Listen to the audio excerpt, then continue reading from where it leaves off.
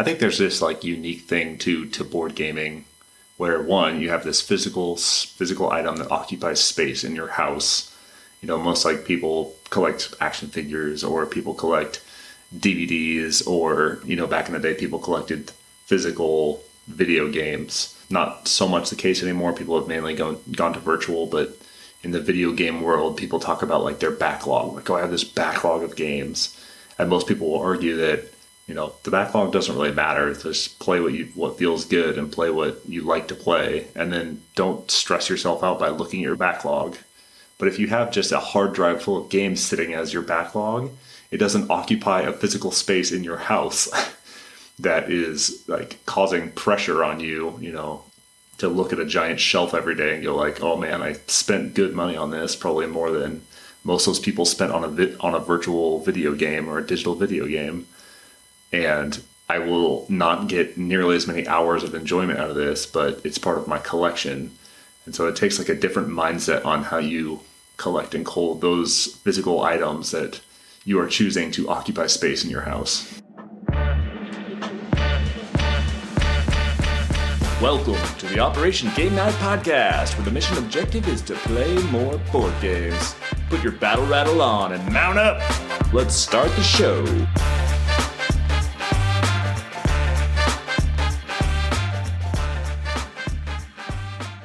All right, welcome everybody to the Operation Game Night podcast. I am Travis Smith, your host, joined as always of Cardboard and Clay fame and our new social media manager for Operation Game Night, Clay Gable. How you doing, Clay? Oh, I'm doing great. Not doing great as a social media manager just yet. You know, I think we got 7 followers on our Operation Game Night Instagram account, but looking to grow that following. So if you're listening to this, if you like what we're putting out, go ahead and find us on Instagram and stay up to date with what we got going on here. We're going to keep churning out episodes, whether you like them or not. So, yeah, we had 26 downloads, so we are blowing up. Yep. Friends and family, I think, are really coming in big. They are coming in big, but I will say, if you are listening to this podcast and you like what we're putting out, go ahead and give us a comment in the link in the show notes, and tell your friends. Share the podcast. Put it out there. We need your help. So the bigger we can make this show, the more quality content we can provide. Yeah, and for the astute listeners out there that have been with us for the past 2 episodes, you might notice that we are missing the third leg of our 3-legged chair in Jared. But, you know, he's got prior engagements, so we're going to press on without his unique take on board games that we look forward to hearing every week. He is going to be missed, but he's getting some well-deserved rest, taking a break, and hopefully he'll be back with us next week as we forge on with Operation Game Night. Okay, let's jump right in to plays and procurements, shall we? Yes. I have played and procured in the past few days the same game. So I spoke very excitedly about my Petrie's store credit that I had, and I did indeed head to Petrie's and go shopping. And the game that stuck out to me was Planet Unknown, which has been out for a couple of years now.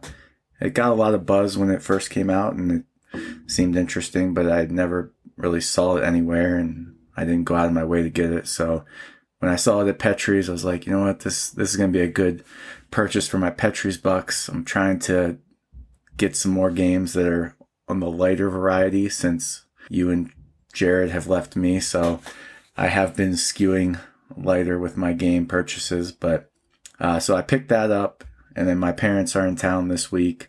So we got that out the other night, and it went pretty well. So for those of you who don't know, Planet Unknown is a polyomino game published by Adam's Apple Games and designed by Ryan Lambert and Adam Rayberg. Someday I'll get better at pronouncing names. But anyway, so it's a polyomino game where you are, the big hook is the Lazy Susan that it comes with. And so it has different stacks of different shaped tiles in this Lazy Susan that rotates, and every person has a planet board that is empty, and you're trying to fill it with these tiles. And the cool thing is it's got these tracks on the side. So it's kind of like patchwork meets tapestry. So every time you place a tile, depending on what 2 colors are on that tile, you can move your little marker up these tracks, and each color track has like a different thing to it. So the red track is the coolest to me because it lets you put this little rover out on the planet, and it can move around the planet every time you move up the track and collect meteorites, I think they're called in the game, from the planet. And you get points at the end of the game for all the meteorites you collect. But that's the red track. The green track will let you get these little small 1 tile patches that you can fill in the hard holes on your board. Yeah, there's like a tech track that lets you break some rules of the game. But it went really well. It was, for my first time playing it and trying to teach it to 2 people that aren't generally board gamers. I mean, they hold their own, but, they certainly haven't played too many heavyweight games. So teaching it for the first time, it went pretty well. And everybody seemed to enjoy it. And I then played it on Board Game Arena just with Mary. I enjoyed it there as well. It's a chill game. You're simultaneously taking turns, so it plays up to 6 players, I think. And the time really doesn't get that out of control. So yeah, it was a good game. Procured it, played it. Probably going to keep it around because I've always liked Tetris-y polyomino games, and this one adds some cool little twists that I think are going to be fun to bring out with a game group. Nice. Yeah. I saw your Instagram post about it, which should probably pivot to Operation Game Night. Dual hack for a while, but it looks like it has some pretty high quality components. It's got the dual layer boards and the nice plastic spinner in the middle. Yeah, it looks fun. I don't know a whole lot about that game other than listening to other podcasts talk about it. Yeah, I'd like to give it a try sometime. Yeah, it's good. I think Rachel would like it too. It's always satisfying. How's the BGA implementation? I mean, it's good. It's as good as it can be. I think it's funner to play in real life. It's kind of a nuisance to, go through all the little things on BGA and flip the tile and place it where you want it to go. But small nitpicks. I'll probably keep playing it on there when I can. The only downside to it, and this is probably an upside for some people, is there were some turns where some of the tracks have a little bonus on it that lets you jump up on another track. And there were some times when, you're already doing 2 tracks. And then if it so happens that those 2 tracks let you move up another 2 tracks, you can get into these situations trying to keep track of what tracks you're going up can get a little convoluted. But in general, most turns were pretty simple. You place the tile, you move up the tracks, take whatever reward you got. Big fan. Okay, nice. That sounds fun. What you been buying and playing? So I had a while ago I had backed Button Shy's new Kickstarter because they had a new version of Rove that came out. Rove stands for Results Oriented Versatile Explorer. It's a solo little puzzle game. This one is called Aqua Rove. Dustin Dobson and Milan Zivkovic, published by Button Shy Games. I have not played this, but I really enjoy the solo puzzle of the original Rove, and this one looked cool. I'm not sure what happened, but I ended up with 2 copies of it. And so if you are listening to this podcast and you want to win a free copy of Aqua Rove, heck yeah, you'll be the very first person to leave us a comment on our show notes, and I will mail you a copy of Aqua Rove. And I'll find a way to get in touch with you. Boom. What's Button Shy up to? I feel like the last time when you moved to Germany, you ordered some Button Shy games, and it came with 2 copies of Rove. And you said, just keep the one. And so I have that copy of Rove, and I sent the other one to you in Germany. And now again, they sent you 2 Roves? I don't, maybe I suck at ordering things online, apparently, because you're picking up my packages in Colorado. But yeah, 2 times, double the games. Yeah. I'm not sure what's going on. And then every time they do these Kickstarters, they have like a whole bunch of other games that they include on, or they re-release or they reprint. I have a whole fat stack Look at of that. Shy games. This is, well, including expansions, 12 Button Shy games plus expansions. And yeah, I got some good ones. Turbo Drift, Seasons of Rice, Skulls of Sedlick, I've heard that one's good. Numbsters, At the Helm, Antimony, The Royal Limited, Unsurmountable, Scott Alms, Food Chain Island expansion. I like Food Chain Island. And then Fishing Lessons. And then, so I need to start working through those. And those are great because they're solo. Most of them are solo games, and you can just pull them out whenever and play them on a table, little coffee table or end table. They don't take a bunch of space. And then I also got, at the same time, Doom Tin Crawler. And this is a Game Crafter game. And Game Crafter makes these tiny little games, most of them, some of them, and they come in these little mint tins, and they're super small, and you can fit them in your pocket or in a bag and pull them out wherever. But they have varying degrees of difficulty, varying degrees of complexity, and some of these games are really cool implementations of much larger games. Like they have a mint tin size version of like Imperial Struggle. Yeah. No. Yeah. So they've got like a whole bunch of like really small games that are really cool. I have some of their other larger games that are in this like Doom series. They have like Doom Chest or something. I have to look that one up. But I've got a couple of their other ones. But every once in a while they do their like summer sale. And GameCrafter has a whole bunch of their like most popular games on sale. And this year I picked up Doom Tin Crawler. So I'll give that a try and report back. Okay. They've got some cool mini games, and I like it because those are easy to store and it helps my collection. Yeah, small is good. You know what? I've been wanting to try Numbsters. Yeah, I will have to give that one a try. I've heard that one's really good. I usually, before I go and start procuring Button Shy games, there's usually like really good Reddit resources on which ones they recommend. Yeah. And yeah, I think Numbsters was very highly rated, as was The Royal, and Unsurmountable is always pretty highly recommended. So I have to give those a try, and I will report back. I'll let you know how it goes.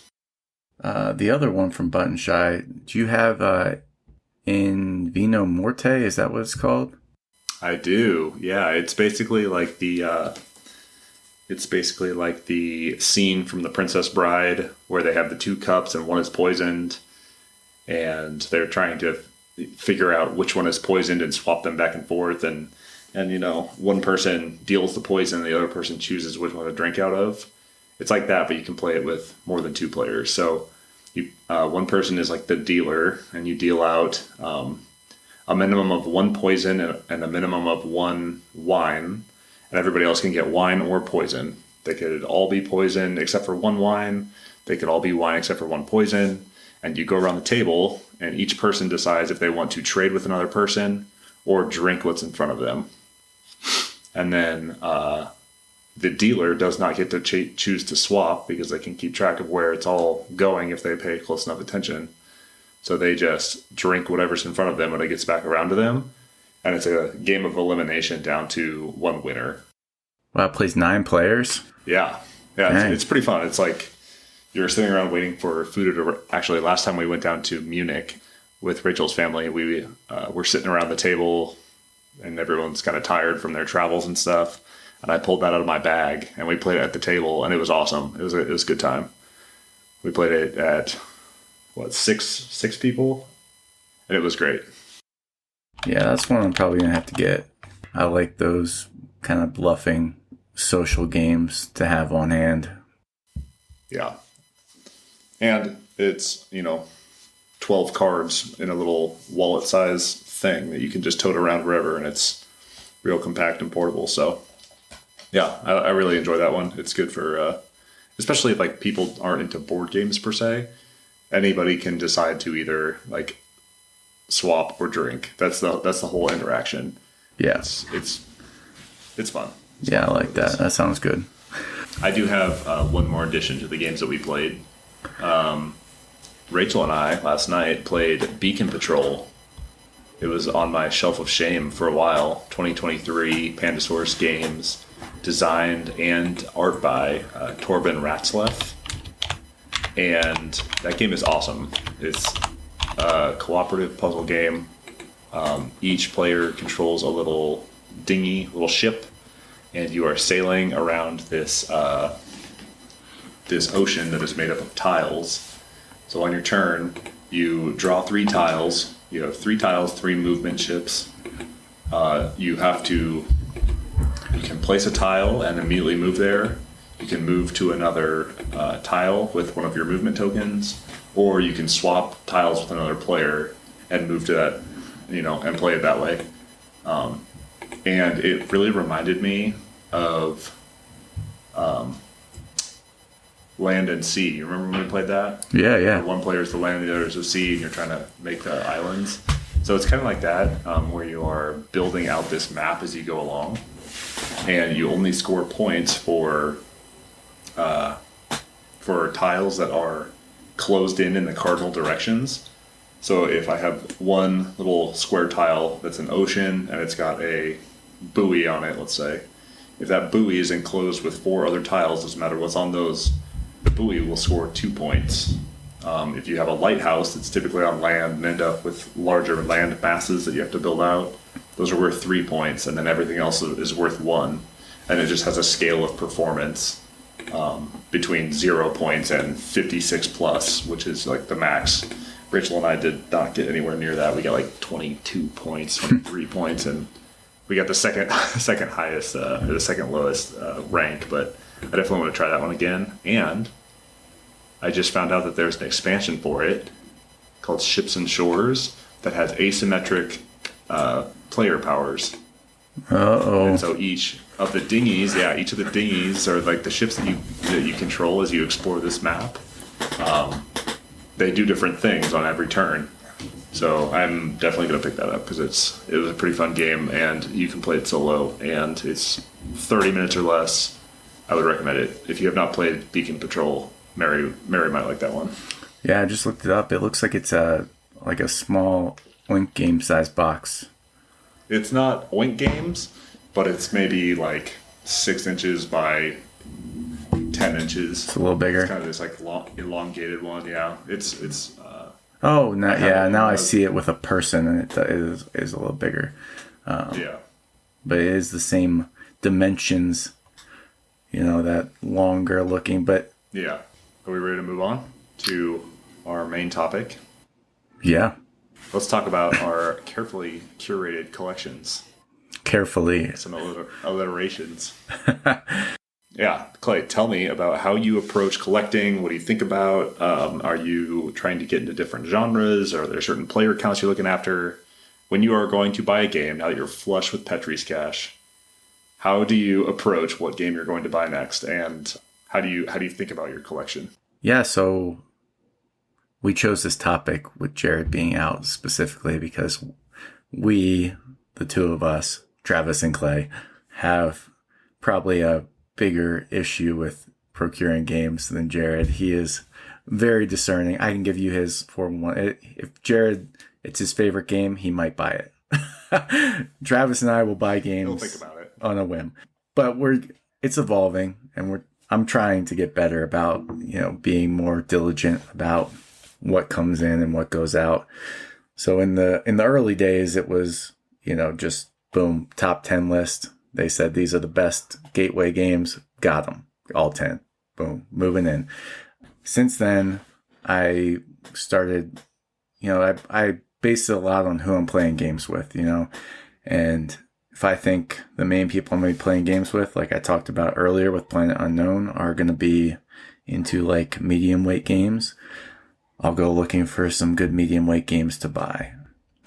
When you and Jared were here, I skewed a little heavier. I was like, oh, you know what? I might be able to get that the Witcher board game to the table with Jared and Travis. So, maybe I'll get that when I go through. But where I'm kind of at now is I give myself a budget, and this might be tacky to talk about, but I think it's important because it's easy for me to want to buy games. When you love games as much as I do, and you get to play them as infrequently as I do, sometimes just buying them feels like you're still connected to the hobby and, part of it. So it is a big part of it for me, is the getting new games, trying new games. And it's good to have a boundary that I've set for myself that is $100 to $150 a month I will spend on board games. Now, some people are going to hear that and say, holy crap, that's too much money on board games. And you're probably right for most people, but it's really my only hobby. And the way I justify it is, somebody that likes golf, nobody really blinks if they go to the golf course once a week and spend $100 there. If I spend $150 on board games a month, now I have a problem. What's really the problem is the space. I'm lucky right now that I have a pretty decent little office game room that can hold quite a few games, but it's busting at the seams. So I'm at a point where if games are coming in, games have got to be going out. And the main thing, I'm pretty lazy about getting rid of my games. So I choose the path of least resistance, which is taking them into Petrie's and getting whatever store credit they might afford me for it. So I'll turn in 10 games and maybe be able to buy one.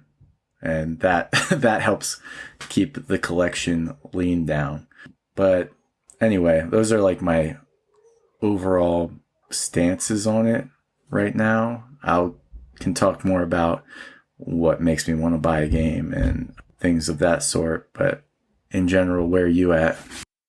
I think you brought up a good point. And an important distinction to make is we are two very lucky, very fortunate people to have expendable income that we can spend on board games every month, week, however often you budget for. And not everybody has that opportunity.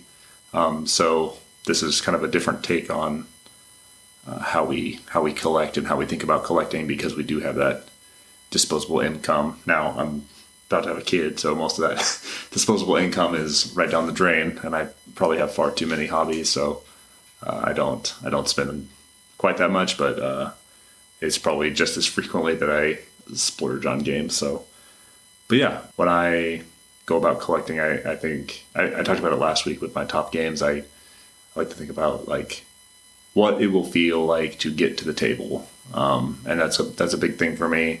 Whether it's a theme that I care about, that I want to be invested in and immersed in, or maybe it's a party game that has good player interaction that I enjoy. I don't like a whole lot of like take that, like one person just feels bad about their gaming experience and the others feel great. I do have a lot of cooperative games. I buy a lot of cooperative games, and not everybody likes that. Some people get into gaming because they like that competition aspect.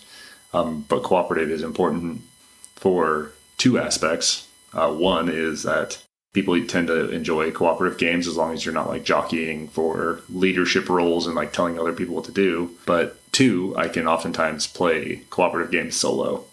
And for me, now that I don't have a core gaming group out here, playing solo games is the best opportunity I have to get to the table, especially anything that's over 45 minutes long or medium complexity. It's not touching the table with Rachel. So I gotta pick and choose my games that I procure carefully, which is why I have a huge stack of solo button shy games sitting on my table right now. But yeah, so I think themes that I care about, cooperative games, solo games, games that I think will have a better chance of being played and a good time enjoyed while playing them. I think that's how I approach it. I know based on your stack of button shy games, you just toted out.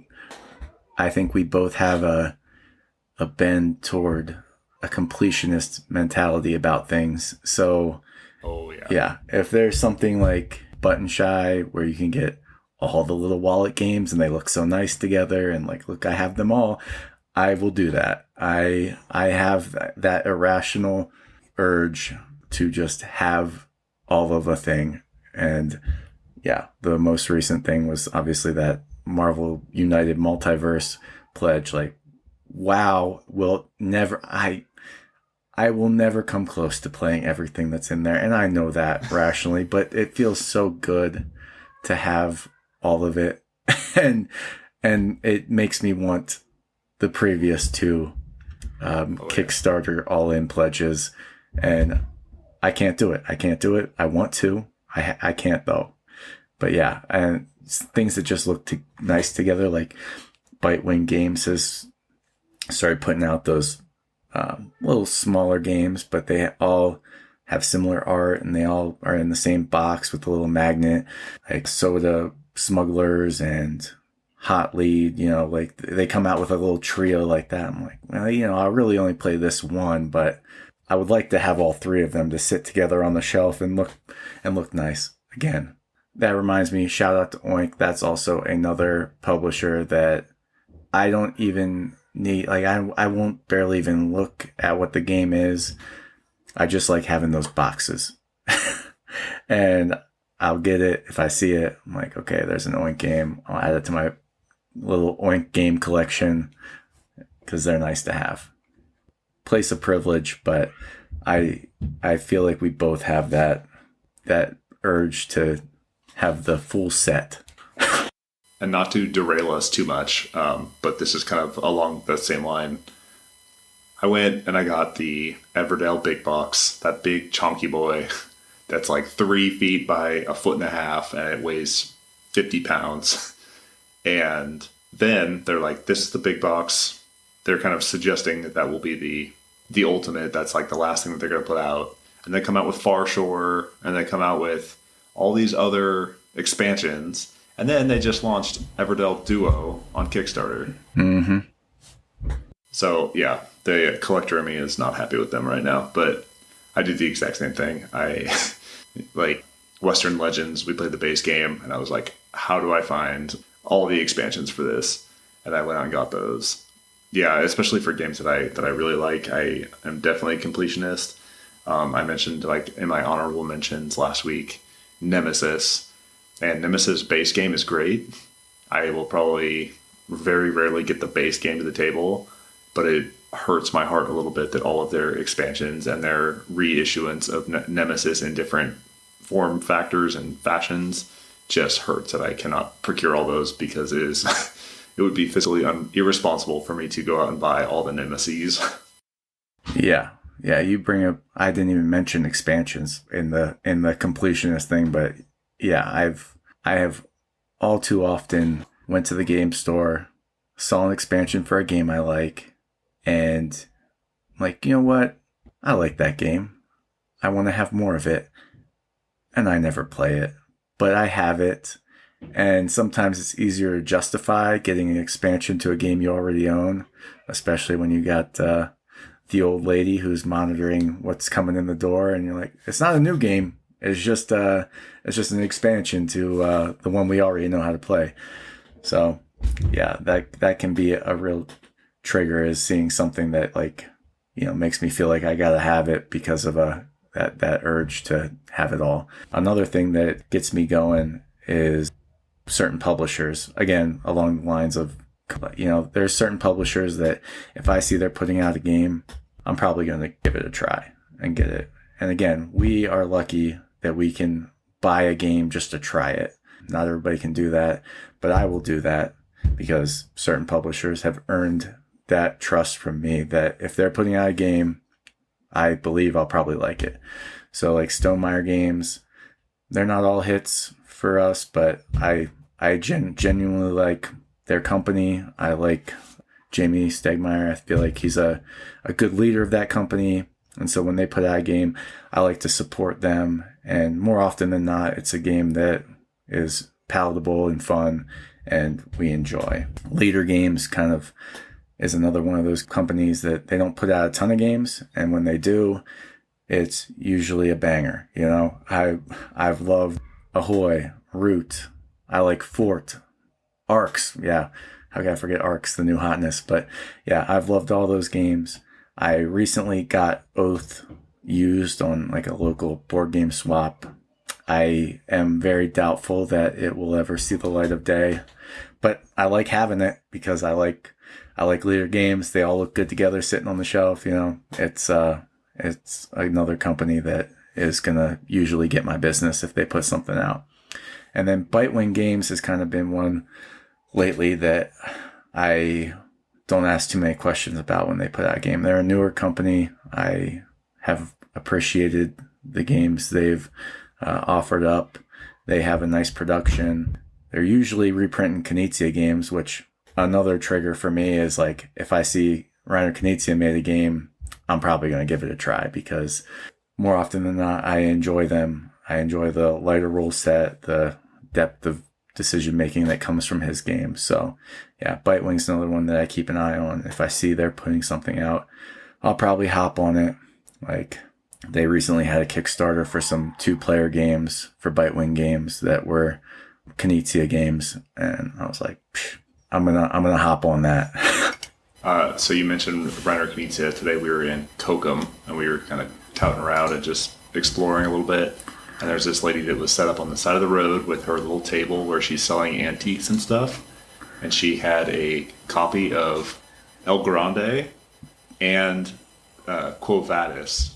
Oh, with the original Zuvadis. The original Zuvadis, yes. Yeah. And my Reiner Knizia seeking brain saw that all of the instructions and everything was in German, and I still thought like, well, maybe I should buy this because it's here.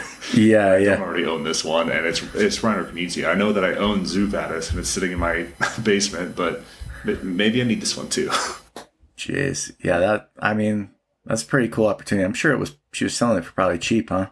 Oh yeah. And I had just run out of Euro, and we were running out of time on our parking, and it felt bad to walk away from, but I did not buy neither El Grande nor Quo Vadis. Dang. So, yeah. That's a bugger. Yeah, I don't know if I have like specific publishers that I'm after. I know that Leader Games is probably a must-try at least, if not a must-buy. Vast, I will probably never procure just because I know how complicated it is and how I can barely get root to the table, and that's like one of the more approachable Leader games there are. So yeah, Leader Games is near the top of my list. I've really been digging Salt and Pepper Games lately. They have some really cool games out there. Yeah, so I just mentioned off a whole bunch of Button Shy games. So they are... Salt and Pepper is involved with Sprawlopolis, Skulls of Sedlick, Circle the Wagons. They have Resist and Witchcraft now. I really enjoy Witchcraft and Resist. Witchcraft being just a kind of re-implementation and rejiggering of Resist solo games. So yeah, Salt and Pepper Games is up there for me right now. But yeah, there's certain designers, mostly the big popular ones, that will like get my attention, and I'll look into them at least. Even like Reiner Knizia now, I have seen enough of his games to know that they're not all bangers, and some of them I should pass on. Yeah. For publishers, since I like themes so much, CMON is always after me. They're after my wallet. Their theming games are great, and I would probably single-handedly be responsible for global warming if I bought all that plastic by myself. But yeah, they are always after me. I backed the Marvel Zombicide, Marvel Zombies. So that one's sitting in my basement, and I love pulling out those little zombie versions of Iron Man and Black Panther and stuff, and I like the toyeticness of them. But I just picked up season 2 of Cthulhu Death May Die. Cthulhu Death May Die season 2. Nice. So I played that recently. Well, not season 2. I played season 1 recently, and the only time I had played it before was with you. We got our butts whooped, and we got our butts whooped again. I am thinking not very good at that game. It's fun, but I'd like to win, and that seems very unlikely based on how quickly I get squashed. But Anyway, that's neither here nor there. So is there anything that you're looking to procure now? Are you at your max game size? Do you need to start doing a cull? What's next for your collection? I'm always going to be shopping. I recently got rid of a bunch of games, and that's, I guess, something else to talk about if we're talking about our collections, how I come about the decision to get rid of a game. And I've become a lot more okay with it. In the past, I would hem and haw about it, and now I will get rid of games I haven't even played. And that would be like a year or two ago. No way. I would keep that thing there, just waiting and waiting and waiting for the inevitable day that I'd play it. That would never come. And like recently, I just got rid of like 3 games that I only bought 3 months ago. And I just was like, clearly this wasn't exciting enough for me to actually get it played. So it's out the door. White Castle was one of them. Yeah, I've become a lot better about realizing what's actually in the realm of my potential plays. And yeah, I can just look at a game, and if it's been sitting there for a long time and it just doesn't make me even think, man, I should get that out. That would be fun. It's heading on the pile to head to Petrie's. It's just, good games have to go now because I have so many good games, and great games are going to be all that's left because I'm gonna keep getting them. So, eventually all that will be left are the 100 or 200 best games that I've played in the past, 10 years. But yeah, I've become a lot more at peace with the removal process, which helps me justify the bringing in process. So yeah, I'm not really on the hunt for anything. I mean, I mentioned some of the publishers and designers that get my attention. If I see a game that has Push Your Luck or auctions, usually those are games that I'm inclined to like and will give a try. But yeah, if I see something that looks interesting and it's in my budget for the month, I'll get it, and I'll either try it or I'll get rid of it. And that's all right with me because that's what I enjoy about this, trying new things and seeing what's out there. So we'll keep on shopping and trying to be better about it. But it's, hopefully we don't sound too obnoxious to people. They're like, what? God, these guys just freaking buy games like Neanderthals. Just You made a good point earlier. When we buy games, I have 2 customs that it has to go through. It has to go through German customs to get to me. And then it has to go through Rachel customs. You have Mary customs when you walk in the door, right? And I have gotten a lot of grief over the past couple months because my Calyx shelves are stuffed to the brim, and I definitely need to offload some when I get back. I have some in storage right now. I've got 2 full Calyx shelves, so I'm not, like I said last episode, I'm not buying another game for a full year until I get rid of some of this backlog. I have so many games sitting there, and I know that there's going to be some Kickstarters and stuff that deliver during that year, but I'm not pursuing any new Kickstarters. Yeah, I'm going to treat this as my play test year. I'm just going to start getting into the games that have been sitting there with dust on them forever. My shelf of shame is going to dwindle, and I'm going to report back weekly on this podcast live as I eliminate my shelf of shame. So some of those will be pretty tough because some of them are heavier games, but that's where I'm at right now. I don't have an opportunity to offload games like I could in Colorado, where I just run to Petrie's and get some cash, and you trade out 10 for 1, and then you're on to your next game. So here, there's not a whole lot of friendly local game stores to go support. So I've been kind of just living with the collection that I have, and it's really tough to offload. And hopefully when I get back, or after I play most of my shelf of shame, if not all of it, we can make a better informed decision once we get back on what to do with those games that need to go, and really pare down the games that I want to keep. And I have a full year plus to decide on what that's going to look like. Collection's a weird thing, isn't it? It's a point of pride for me. It's also a point of shame, embarrassment, anxiety, because you have all these games. Having all these games is a burden in of itself, because then you feel like you must play them. But I love having them. So it's just a constant battle between the urge to have and the urge to play, the urge to simplify. But I love looking at I love walking into this room and seeing all those games and thinking of all the fun times I've had with them. So all in all, I'm a collector. I'm going to be collecting. And collectors be collecting. Yeah. And until I don't have room, that's what I'll be doing. I think there's this like unique thing to board gaming where one, you have this physical item that occupies space in your house. You know, most like people collect action figures or people collect DVDs or, you know, back in the day people collected physical video games. Not so much the case anymore. People have mainly gone to virtual, but in the video game world, people talk about like their backlog. Like, oh, I have this backlog of games. And most people will argue that, you know, the backlog doesn't really matter. Just play what feels good and play what you like to play. And then don't stress yourself out by looking at your backlog.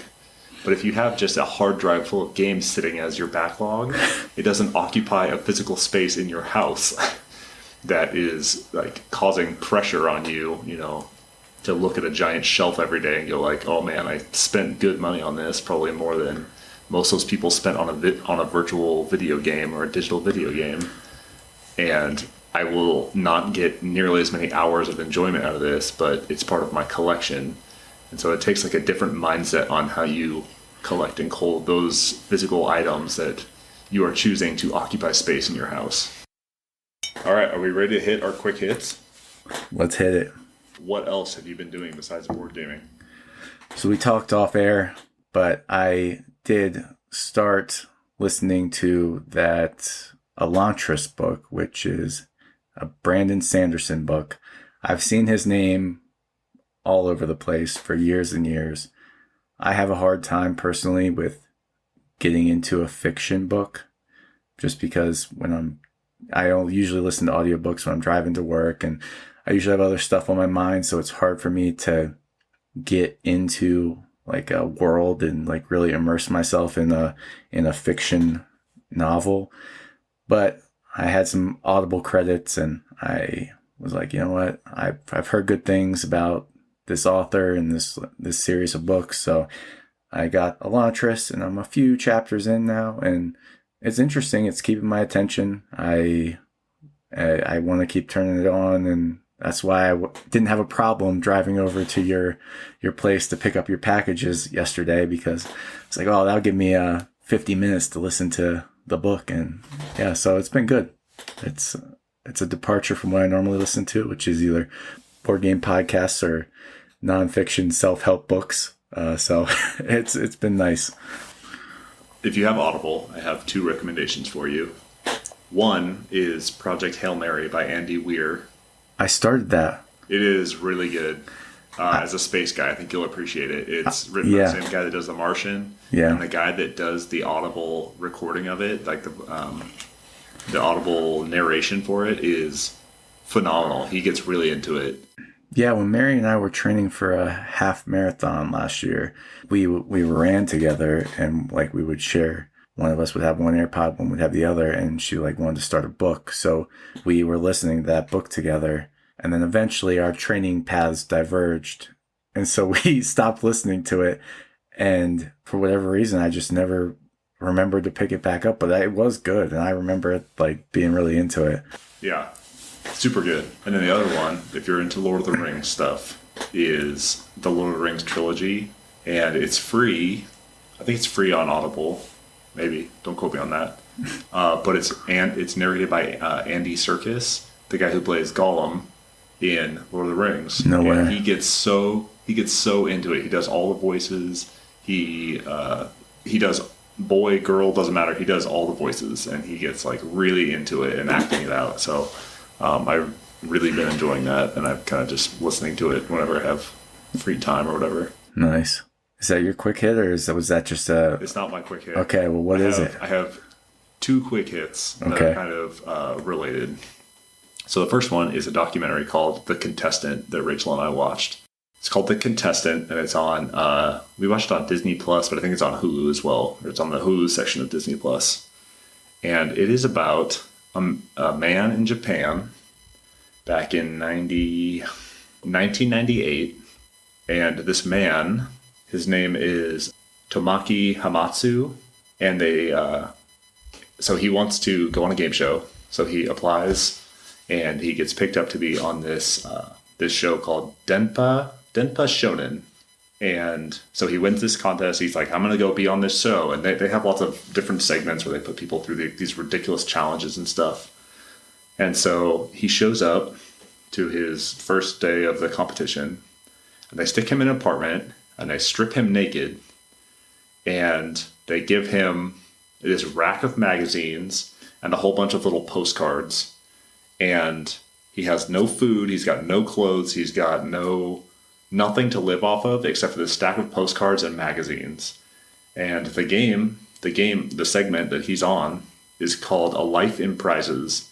And so they are not going to let him out of this apartment until he wins 1 million yen worth of prizes from Japanese magazines.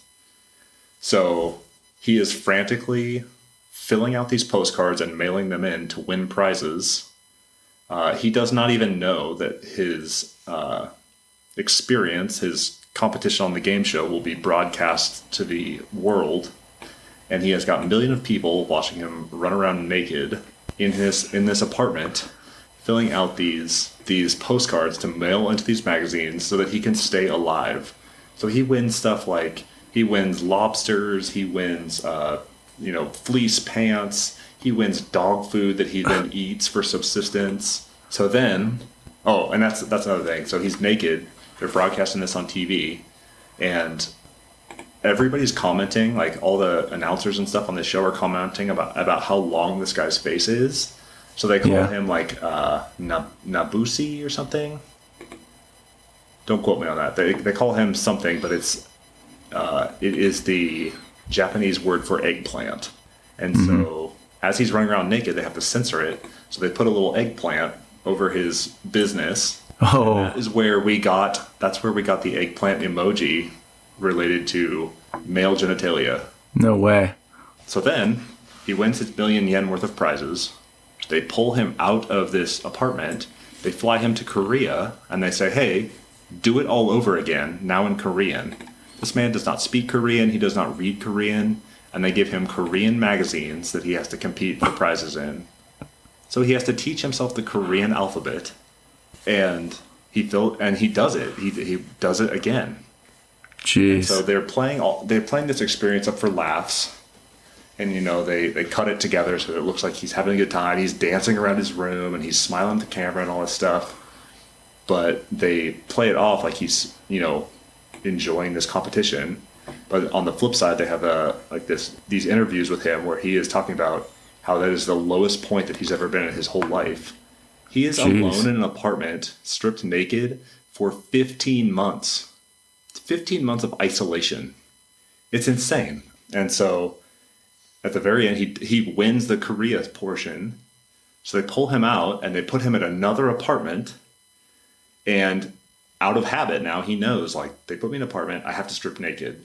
So he strips naked, and then they pull down the walls of the apartment, and he's in front of a live studio audience, and he's butt naked. Whoa. Just so that they can get the look on his face. He does not even know that this is being broadcast to the world or that anybody is watching this. It's like the Truman Show? So this is like a predecessor to the Truman Show. Oh. Like, the Truman Show pulled from kind of stuff like this. It is insane, and it's actually really depressing. And he talks about how it's the lowest point he's ever been in his life. The isolation is killing him. He thinks that he's brought all this shame to his family. He's contemplating suicide. It is like, it gets really dark. But then he uses this newfound fame to do good things. Yeah. I bring that up because consequently, in between my 2 sessions watching this, the New York Times Magazine wrote this article about loneliness and how we can now physically track loneliness in people. And so this data group sent out this survey to 1,000 people all over the country, all over the U.S., to measure, to gauge how lonely people are. And it said that like 35% of all the respondees are chronically lonely.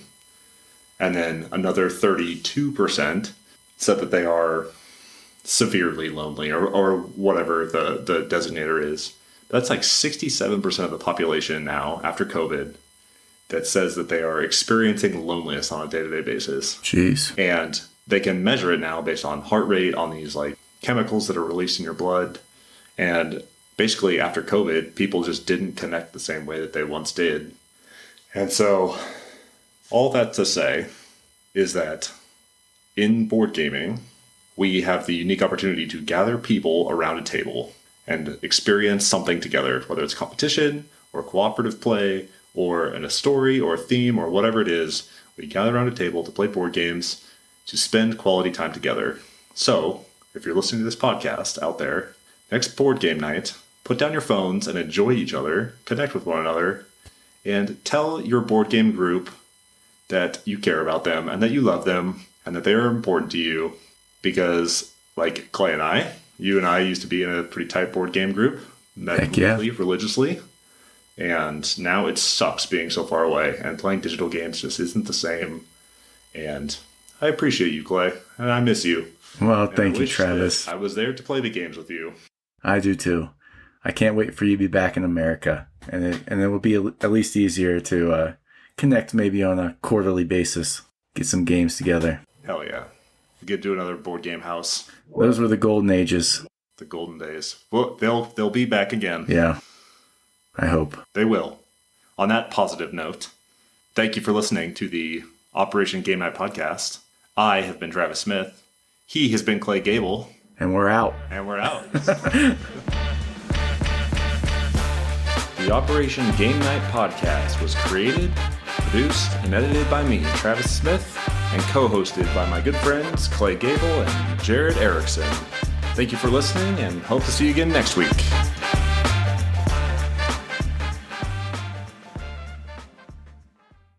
We miss you, Jared. Come back soon.